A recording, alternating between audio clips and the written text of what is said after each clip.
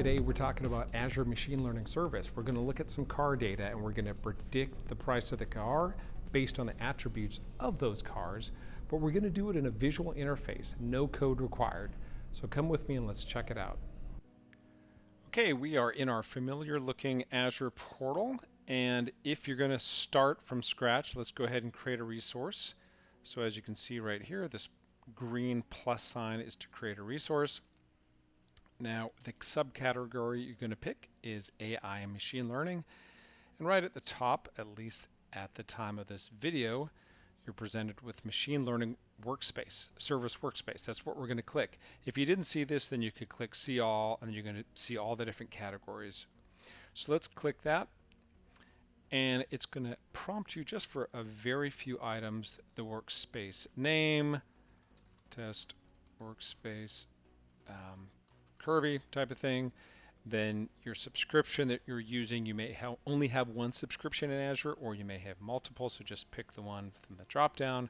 And then once again, resource group, as always, just a nice way, a logical way of grouping your different items, and the location, what region, what data center region do you want it to be in. So you just click review and create. Now I already have one created, so I'm going to click back here and discard my changes. And I've pinned that to my dashboard here.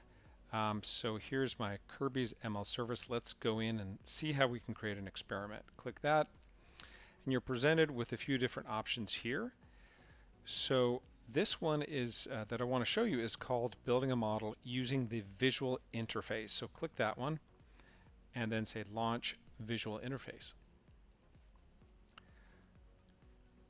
So you're presented with the experiments that you already have created, but to create this sample one, just click the new box, new button down at the bottom left, and you can create a blanket experiment. But let's just get up and running quickly. So pick sample one, this automobile price prediction. Click open, and then that's going to create this experiment for you, including the data set. So this is the model, the prediction model that it created, but I want to walk through each one of these to show you what they are. This first one is our actual data set. This was put out here for you, but to kind of show behind the covers what's going on, if you go to your saved data sets here in samples, and this is available in all of your experiments, the automobile price data right here is one of the things that's available as a sample data set. You just grab that like that, and then drag it out onto the canvas there. That's how that's created. If you wanted to upload your own data set, you could do that by clicking this little disk icon over here, and then here's my data set. Hit a new, then click data sets here, and then upload from a local file. So that's how you would upload your own data set if you wanted to. Let's go back into my experiment. Okay, the next box down is select columns in the data set. You may not want to use all the different columns, and if you click this edit columns here, there's a column called normalized losses that might have missing data, so we're just going to ignore it.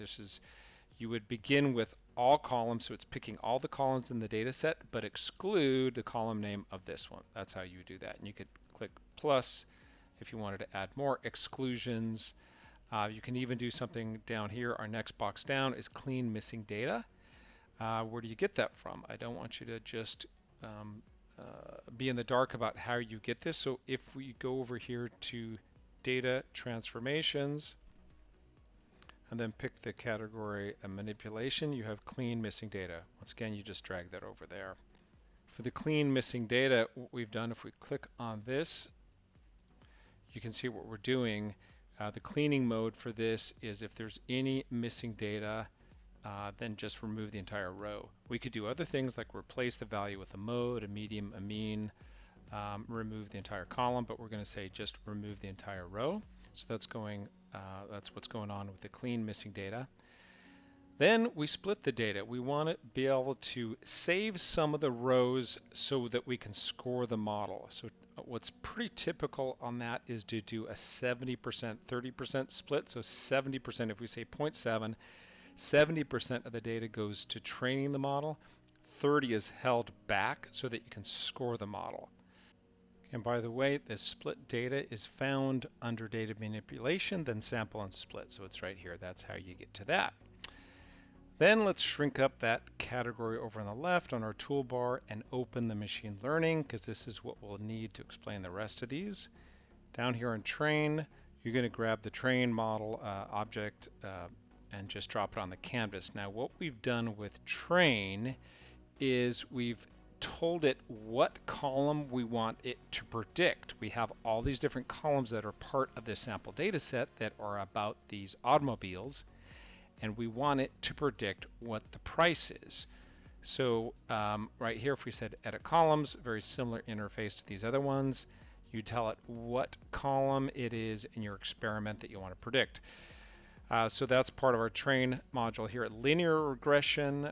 That's the approach we're going to take. If we go to initialize model, then we see our different either classification, clustering, or regression. Since we're going after a number that we're trying to predict, then we're going to click something under regression. So we're going to pick linear regression and then drag that down to train model. So you've split your data 70-30.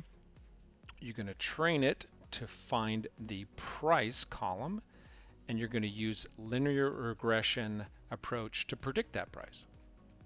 Then lastly, we grab a scorer model, which is going to take your 70% of the data that's been trained. It's made a prediction on the price, and then you're going to evaluate that. You're going to score that based on the remaining 30%, and then you evaluate it at the end.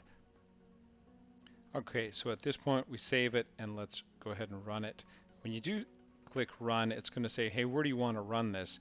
You can create a new compute. This is essentially spinning up a VM in the background so that you can run this, and you can give it a new computer name. And I already have one, so I'll pick this one. Got a couple of CPUs on that, and just click the run button. Okay, our experiment has run. So let's take a look at some of the data here. You can right click on the results data set here, down here. This is showing you the pre-data before anything's been trained. We can visualize it by clicking the visualize option. This shows you all the different attributes of these automobiles: number of doors, engine, length, width, etc. And then at the very end you have the price. So this is the price for all these different cars based on these attributes. Okay, let's review the split one again. Remember how we took 70% of the results here? If we visualize the left hand, that's the 70%. This is the data that we're giving to train the model. It sees all these attributes.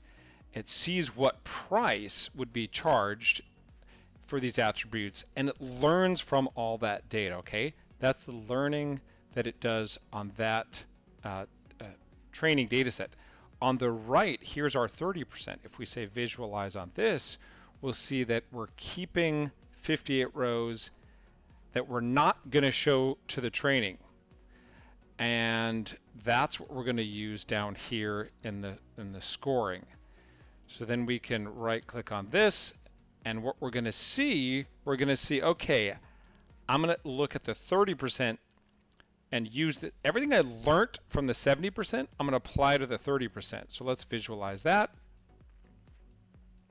And then what you see at the end here, this is the actual price from our data. This is what it thought the price should be based on that other 70%. So you can see some are closer than others, but then you might want to tweak your parameters of your machine learning experiment to make this more accurate. So that's what's happening with the splitting, the training, and the scoring. And then under evaluate, you can right click, and you're going to see some metrics here based on how your model did. So that's a quick overview of the visual interface in Azure Machine Learning Service. Thanks so much for watching.